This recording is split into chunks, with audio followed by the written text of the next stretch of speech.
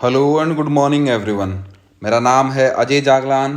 Easy economics में आप सभी का एक बार फिर से स्वागत करता हूं। तो बच्चों, स्टार्ट करते हैं हम लोग अपना आज का नेक्स्ट चैप्टर नंबर 12, जिसका नाम होगा फॉर्म्स ऑफ मार्केट। देखो बच्चे, फॉर्म्स ऑफ मार्केट आप नाम से ही समझ गए होंगे कि हमें चैप्टर के अंदर क्या क्या पढ़ना है, कि हमें वेरियस फॉर्म्स पढ़नी है कि जो एक मार्केट होती है ना, जो एक बाजार होता है, वो किस किस प्रकार का हो सकता है, उसकी अलग अलग सिचुएशंस होंगी हमारे पास, उसके बारे में हमें पढ़ना है। ठीक है, तो सबसे पहले हमें बाजार के बारे में, मार्केट के बारे में जानना पड़ेगा कि मार्केट क्या होती है, उसका कंसेप्ट हम लोग पढ़ेंगे। ठीक है, तो उसकी जो अलग अलग फॉर्म्स हैं उनको पढ़ेंगे। ठीक है, फिर जो मार्केट की बेसिक क्लासिफिकेशन होती है उसको भी पढ़ेंगे। ठीक है बच्चे, तो आइए स्टार्ट करते हैं हम लोग सबसे पहले कि जो बेसिक कंसेप्ट क्या है मार्केट का। ठीक है भाई, कहता है, देखो बच्चों, जैसे ही आप लोग मार्केट शब्द सुनते हैं तो आपके माइंड में एक चीज आती है कि एक ऐसी जगह कोई या फिर कोई कॉम्प्लेक्स जहां पर मैं शॉपिंग कर सकता हूं, कोई भी इंडिविजुअल शॉपिंग कर सकता है। ठीक है, अगर आप एक इकोनॉमिक्स के स्टूडेंट नहीं हैं तो आपके माइंड में सिर्फ एक ही चीज आएगी कि मार्केट एक वो ज्योग्राफिकल एरिया है जहां पर हम लोग कुछ सामान खरीद सकते हैं या फिर कुछ सामान बेच सकते हैं। ठीक है भाई, यही एक बेसिक सी डेफिनेशन आएगी। ठीक है, लेकिन एक इकोनॉमिक्स के स्टूडेंट होने के नाते ये डेफिनेशन सही नहीं है। ठीक है, सही डेफिनेशन क्या होगी आपके लिए? सही डेफिनेशन ये होगी कि मार्केट एक वो प्लेस है, वो ज्योग्राफिकल एरिया है जहां पर हम बायर्स को और सेलर्स को एक जगह पर लेकर आते हैं और उन दोनों को मिलवाते हैं अपनी इकोनॉमिक एक्टिविटीज को पूरा करने के लिए। बायर आएगा सामान खरीदने के लिए, सेलर आएगा सामान बेचने के लिए। एक ऐसी जगह है, ठीक है, वो मार्केट है वो। ठीक है, उसको हम लोग कहते हैं मार्केट।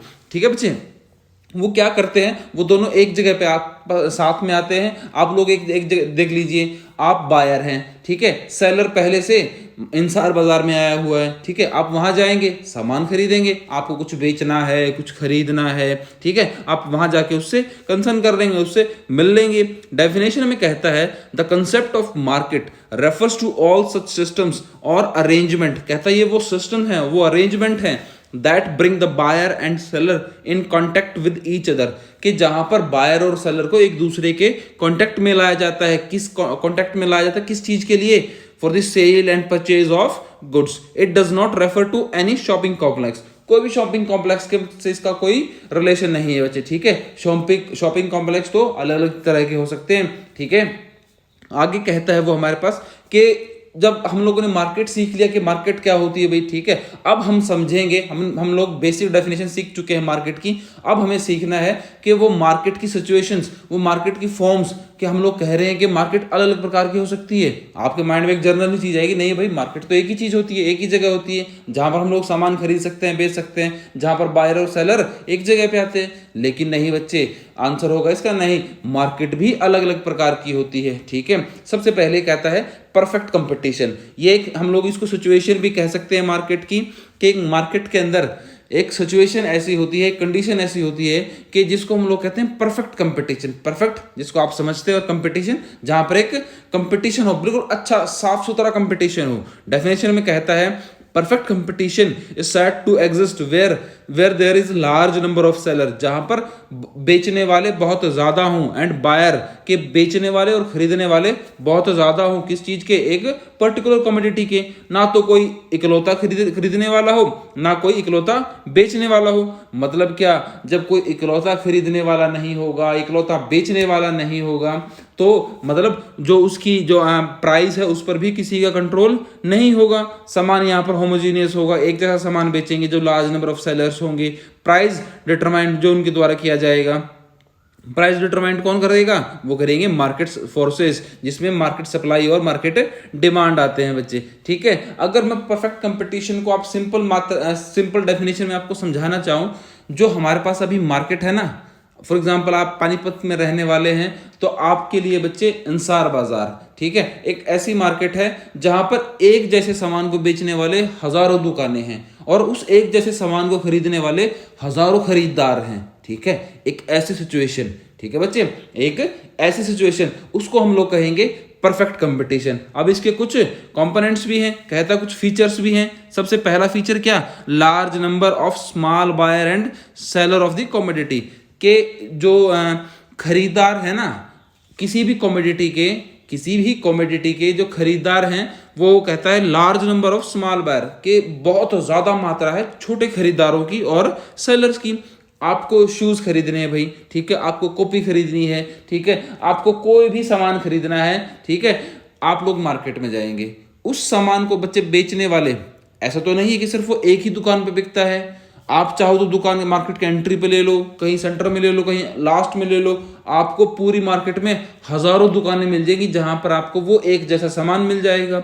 और याद रखना उन सभी दुकानों पे उनके प्राइस कैसे होंगे, सेम होंगे, ठीक है। कहता है कि large number of small buyers and seller of the commodity, कि उस सामान को बेचने वाले, ऐसी मार्केट सिचुएशन में उस सामान को बेचने वाले भी उनकी जो क्वांटिटी है वो बहुत ज्यादा है।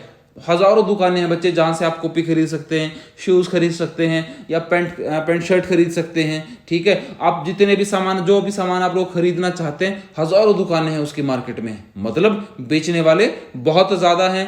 जब बेचने वाले इतने ज्यादा होंगे मतलब तभी तो क्या है उनके बीच में कंपटीशन है बच्चे, ठीक है। कंपटीशन यही तो होगी जब बेचने वाले बहुत ज्यादा होंगे। और दूसरी बात मतलब कि बेचने वालों के लिए भी एक फायदा और यहाँ पर खरीदने वालों के लिए एक फायदा बच्चे, क्या कि बेचने वालों के लिए ये कि उसका खरीदार कोई एक नहीं, हजारों खरीदार हैं, ठीक है भाई। चाहे तो वो इसको बेचे, चाहे वो उसको बेचे, किसी को भी बेचे भाई, ठीक है। ऐसे ही बायर के लिए क्या फायदा कि उसके लिए बेचने वाले बहुत ज्यादा हैं, कि वो चाहे तो ए दुकान से खरीदे, चाहे वो बी दुकान से खरीदे, चाहे वो डी दुकान से खरीदे, किसी से भी खरीद सकता है। मतलब large number of small buyers and seller of A commodity, ठीक है भाई। आगे कहते देखो इसका हमारे पास डिमांड ग्राफ बच्चे, हमारे पास इसका कर्व हमारी कहता है जो प्राइजेज होंगे यार होंगे, कहता प्राइजेज यहाँ पर रहेंगे कांस्टेंट, ठीक है, प्राइस रहेंगे कांस्टेंट। कारण क्या बच्चे कांस्टेंट प्राइस रहने का, देखो लास्ट पॉइंट में कहता है कि जो लार्ज नंबर ऑफ सेलर्स और बायर्स होने के कारण क्या होंगे कि जो डिमांड होगी ना, no matter demand of individual buyer increase और डिक्रीज, कि किसी भी बायर की अगर डिमांड इंक्रीज होती है या डिक्रीज होती है उससे मार्केट पे या फिर उस पर्टिकुलर प्रोडक्ट की जो डिमांड है उस पर कोई असर नहीं पड़ता बच्चे। क्यों? क्योंकि उसको तो खरीदने वाले पहले ही बहुत सारे हैं। अगर मेरी डिमांड फॉर एग्जांपल, आप मुझे आज पैंट शर्ट नहीं खरीदना, तो मेरी पैंट शर्ट ना खरीदने से बच्चे किसी कमोडिटी की जो डिमांड, जो ग्राफ है, जो कर्व है, वो डाउन थोड़ी हो जाएगी, नहीं डाउन होगी, क्योंकि खरीदने वाले उसको बहुत सारे हैं, ठीक है। तो एक छोटे से पॉइंट पे कोई असर नहीं पड़ता, ठीक है भाई। और कहता है ऐसी सिचुएशन में क्या होता है कि जो फर्म होती है ना, वो एक प्राइस टेकर का रोल निभाती है। अब ये प्राइस टेकर क्या होता है, देखो प्राइस और टेकर, जो सिर्फ प्राइस को ले सकती है, प्राइस मेकर नहीं। याद रखना, आप ये दो शब्द आएंगे आपके पास, प्राइस टेकर और प्राइस मेकर। इसको मैं आपको आने वाले पॉइंट्स में समझाऊंगा कि प्राइस टेकर क्या होता है और प्राइस मेकर क्या होता है। तब आप इस पॉइंट को और उन दोनों को आपस में रिलेट कर लेना और दोनों को समझ लेना बच्चे, ठीक है। जो ग्राफ था आप लोग समझ चुके हैं इसको। आगे कहता है बच्चे कि देखो कि जो मार्केट होती है, ऐसी सिचुएशन होती है उसमें सारे सेलर एक जैसा सामान बेचते हैं। वही पैंट शर्ट आपको इस दुकान पे मिल जाएगी, वही पैंट शर्ट, वही बुक, वही कॉपी, वही पेन, वही बेल्ट आपको मार्केट के अदर दुकानों पे मिल जाएगी। मतलब सामान बेचने वाले कैसे हैं, वो उनका प्रोडक्ट कैसा है, वो होमोजीनियस है, आइडेंटिकल है, ठीक है। आगे कहता है कि उसका शेप, साइज, कलर, वेट हर जगह बिल्कुल क्या रहेगा, सेम रहेगा। तो मतलब क्या है कि उससे क्या होगा, 0 डिग्री ऑफ प्रोडक्ट डिफरेंशिएशन, के जिसके कारण क्या होगा कि जो प्रोडक्ट में डिफरेंशिएशन होगा वो बहुत ना के बराबर होगा, बिल्कुल 0 होगा, डिग्री उसकी 0 होगी। मतलब अगर ये सब चीजें हैं तो मतलब फर्म का प्राइस के ऊपर कोई भी कंट्रोल नहीं, ठीक है भाई। आगे कहता है वो हमारे पास कि परफेक्ट नॉलेज, कि जो बायर और सेलर होते हैं ना, जो खरीदार होते हैं और जो बेचने वाले होते हैं, उनको जो सामान खरीदना और बेचना है उसकी परफेक्ट नॉलेज है। अगर मुझे मार्केट में जाके पैंट शर्ट खरीदनी है, बेल्ट खरीदना है, ठीक है, कोई भी सामान खरीदना है, कोई बेचने वाला हो तो उसको उसकी परफेक्ट नॉलेज है कि मैं क्या बेच रहा हूं और मैं क्या खरीद रहा हूं। मुझे पता है कि ये सामान इस दुकान पे मिल जाएगा, वहां भी मिल जाएगा, वहां भी मिल जाएगा, तो कोई मुझसे अगर ज्यादा चार्ज करेगा तो मैं वहां से नहीं खरीदूंगा। और मार्केट जो सेलर होता है उसके पास भी परफेक्ट नॉलेज होती है, उसको पता है कि ये खरीदने वाले बहुत सारे हैं, अगर कोई कम प्राइस देगा तो उसको क्यों बेचेगा वो, ठीक है। आगे कहता है freedom of entry and exit, कि ऐसी मार्केट सिचुएशन में जो सेलर और बायर होते हैं ना, उनके लिए फ्रीडम होती है, आज़ादी होती है किसकी, एंट्री और एग्जिट की। कल चाहे तो मैं भी एक दुकान खरीद के वहां पे सामान बेच सकता हूं, कल को चाहो तो आप भी जाके सामान खरीद सकते हैं और बेच सकते हैं वहां पे। मतलब आपको कोई लाइसेंस लेने की जरूरत नहीं, कोई गवर्नमेंट से परमिशन लेने की जरूरत नहीं, कुछ भी करने की जरूरत नहीं, बस कुछ पैसे होने चाहिए और आपके माइंड में आइडिया क्लियर होना चाहिए कि आप क्या सामान बेचना और खरीदना चाहते हैं। आप मार्केट में जाइए, दुकान लीजिए, सामान रखिए और बेचिए, कोई कोई प्रॉब्लम नहीं। मतलब एंट्री और एग्जिट के लिए बिल्कुल फ्रीडम है, कोई बिल्कुल आजादी है बच्चे, ठीक है। आगे कहता है इंडिपेंडेंट डिसीजन मेकिंग, कि जो डिसीजन मेकिंग होती है, एग्रीमेंट होता है बायर्स और सेलर्स के बीच में, कहता है प्राइस को लेके वो इंडिपेंडेंट है, मर्जी है आपकी, आप किस प्राइस पे बेचना चाहें, ठीक है। मतलब आप सिर्फ, मैं बात कर रहा हूं कि कोई एग्रीमेंट नहीं होता यहाँ पर, ठीक है। ट्रस्ट, और कहता देखो there is no agreement between any two firms, कोई भी दो फर्म के बीच में कोई एग्रीमेंट नहीं होता regarding quantity of the product और प्राइस, के प्राइस और क्वांटिटी को लेके कोई एग्रीमेंट नहीं होता। अभी एग्रीमेंट किस प्रकार का, कहता है in other words firm do not form trust और कार्टल्स, के यहाँ पर जो फर्म्स होती हैं वो ट्रस्ट, वो एक यूनिट नहीं बन सकते, कोई कार्टल्स अपना ग्रुप नहीं बना सकते कि वो प्राइस को कंट्रोल कर सकें, क्योंकि उस सामान को बनाने वाले भी बहुत सारे हैं। अब मार्केट में कितनी सारी ऐसी फर्म्स हैं बच्चे जो पैंट शर्ट बनाते हैं, शूज बनाते हैं, कितनी सारी कंपनियां ऐसी हैं। अगर वो सब मिलके एक बना ले, लेकिन कहता है कि ऐसी मार्केट में वो सब एक हो ही नहीं सकती, ठीक है। आगे परफेक्ट मोबिलिटी, कहता है कि जो फैक्टर ऑफ प्रोडक्शन होते हैं, फैक्टर ऑफ प्रोडक्शन जो लेबर होती है, भाई आगे कहता है कि वो परफेक्टली मोबाइल हैं। मैं चाहूँ तो यहाँ से इस मार्केट से खरीदूं, मैं चाहूँ तो साउथ में जाके कहीं खरीदूं, मैं चाहूँ तो बॉम्बे से खरीदूं, मैं चाहूँ तो कलकत्ता से खरीदूं, परफेक्टली मोबाइल है, ठीक है। और ऐसे ही सेलर के लिए कि वो चाहे तो कहीं पर भी जाके बेच सकता है। कहता है perfect mobility leads to uniform price for factor no matter where who hires it. कहता है कि ऐसी सिचुएशन में क्या होता है कि जो प्राइस होते हैं फैक्टर ऑफ प्रोडक्शन के, जो लैंड, लेबर, कैपिटल, इन सब के जो फैक्टर ऑफ प्रोडक्शन होंगे ना बच्चे, फैक्टर सर्विसेज इनके बदले मिलती हैं, उनके प्राइस क्या होंगे, यूनिफॉर्म होंगे। आपको हर जगह वो सिंपल मिलेंगे, बिल्कुल सेम मिलेंगे, बेशक उनको कोई भी हायर करे। और आगे कहता है नो एक्स्ट्रा ट्रांसपोर्ट कॉस्ट, कि ऐसी मार्केट सिचुएशन में जो एक्स्ट्रा ट्रांसपोर्ट कॉस्ट होती है वो एक्स्ट्रा बिल्कुल भी नहीं होती, कोई भी एक्स्ट्रा ट्रांसपोर्ट कॉस्ट यहाँ पर नहीं होती। कारण क्या है, क्योंकि उसको बनाने और बेचने वाले और खरीदने वाले बहुत सारे हैं बच्चे। तो हमारे पास ये कुछ फीचर्स थे किसके, परफेक्ट कंपटीशन के, ठीक है। अब कुछ क्वेश्चंस आते हैं जो बहुत इंपॉर्टेंट क्वेश्चंस हैं, जो ऐसी मार्केट सिचुएशन में अराइज होते हैं। वो सबसे पहला क्वेश्चन क्या है, कहता है a firm under perfect competition is a price taker not a price maker, कि ऐसी मार्केट सिचुएशन में जो एक फर्म होती है, जो बनाने वाली फैक्ट्री होती है, इंडस्ट्री होती है, वो एक प्राइस टेकर का रोल निभाती है, प्राइस मेकर का नहीं। मतलब वो जो सामान वो बना रहे हैं ना, उसका प्राइस वो टेक करते हैं, लेते हैं, बनाते नहीं। अब आप लोग ये सोचेंगे कि भाई अगर मैं कोई सामान बनाने वाला हूं तो मैं अपनी मर्जी से प्राइस डिसाइड करूंगा, लेकिन ऐसी कोई कंडीशन नहीं होती बच्चे। जबकि यहाँ पर कंडीशन ये होती है कि उस एक जैसा सामान बनाने वाले बहुत सारे हैं। अगर हम प्राइस अपना कुछ अपने पास से रख लेंगे बच्चे, फॉर एग्जांपल मैं एक कॉपी बनाता हूं और मार्केट में कॉपी बनाने वाले हजारों इंडस्ट्री हैं, मैंने अपनी कॉपी बनाई और वो उन जितनी बाकी इंडस्ट्री हैं वो जो कॉपी बना रहे हैं उनकी कॉपी का साइज प्राइस सेम हमारे जैसा है, ठीक है, और प्राइस उनका है 10 रुपये। मैंने कॉपी बनाई, मैंने प्राइस रख लिया उसका 20 रुपये। तो बच्चे अल्टीमेट क्या होगा, मुझे तो लॉस होगा ना। क्यों लॉस क्यों होगा, क्योंकि जो कॉपी है, जो कॉपी को जो खरीदार हैं, बायर हैं कॉपी के, वो दूसरी फर्म्स की कॉपी खरीद लेंगे। मुझसे क्यों खरीदेंगे, जब उनको वही सेम चीज 10 रुपये में मिल रही है तो 20 वाली क्यों खरीदेंगे।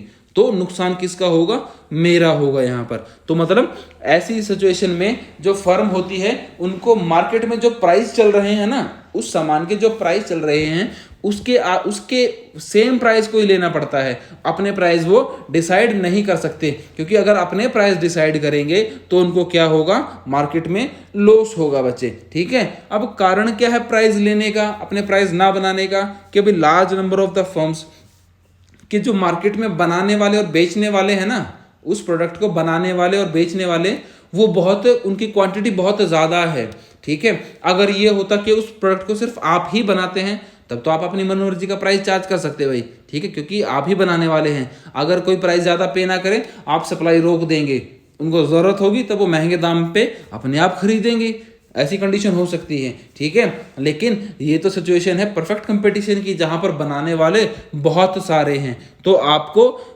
सबसे बड़ा कारण बनता है कि large number of the firms के बनाने वाले और बेचने वाले बहुत ज़्यादा हैं, इसलिए आपको प्राइस को लेना पड़ता है, ठीक है। आगे होमोजीनियस प्रोडक्ट के जो लार्ज नंबर ऑफ फर्म्स है ना, जो बनाने वाले बेचने वाले हैं, वो एक जैसा सामान बेचते हैं, ठीक है। अगर भाई बायर की मर्जी हुई, बायर को मेरा सामान नहीं खरीदना, तो वो कल को दूसरी दुकान पे जाके दूसरा सामान खरीद लेगा, ठीक है, दूसरी कॉपी खरीद लेगा। क्यों खरीदेगा मेरी वाली जब मैं ज़्यादा प्राइस चार्ज कर रहा हूँगा? तो मतलब कारण ये भी बनता है प्राइस लेने का कि सबका सामान कैसा है, एक जैसा है। और तीसरी परफेक्ट नॉलेज, कि जो बायर होता है उसके पास परफेक्ट नॉलेज होती है कि वो क्या सामान खरीद रहा है और क्या सामान नहीं खरीद रहा। उसको पता है कि मार्केट में बनाने वाले बहुत सारे हैं, तो वो एक्स्ट्रा पेमेंट नहीं करेगा। उसको पता है कि ऐसा ही सामान बनाने वाली और कंपनियां भी हैं, तो वो उनका सामान खरीद लेगा, ठीक है। तो ये 3 कारण बनते हैं जिसके कारण क्या होता है बच्चे, कि फर्म को प्राइस लेना पड़ता है। फर्म एक प्राइस टेकर का रोल निभाती है, यहाँ पर प्राइस मेकर का नहीं। अपनी मन मर्जी का प्राइस यहाँ पर वो नहीं बना सकते, ठीक है भाई।